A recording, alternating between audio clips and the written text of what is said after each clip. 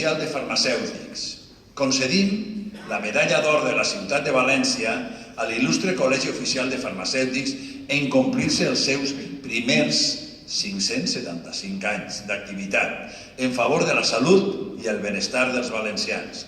Reconeixem l'arrelada vocació de servei públic d'un col·lectiu que des de fa segles, amb avanços pioners, el seu prestigi més enllà d'esta terra i ha respost solidàriament cada vegada que l'ocasió ho ha requerit, com en les inundacions en la Ribera del Xúquer, quan la seva meritòria actuació va merèixer el reconeixement amb la Gran Creu de l'Ordre Civil de Sanitat.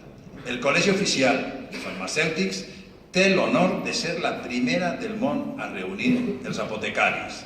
El 20 de març de l'any 1441, la reina Maria d'Aragó i Sicília va lliurar l'acta de naixement d'esta corporació farmacèutica valenciana, que des del primer moment es va aplicar en la tasca d'impulsar l'aplicació de noves tècniques i remeis per a la malaltia, de contribuir a garantir el millor exercici d'una activitat que contribueix a procurar la salut. Era abans del descobriment d'Amèrica.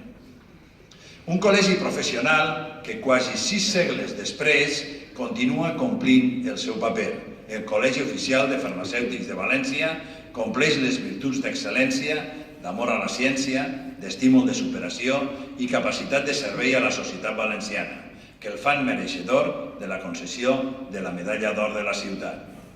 Arxiconfraria de la Mare de Déu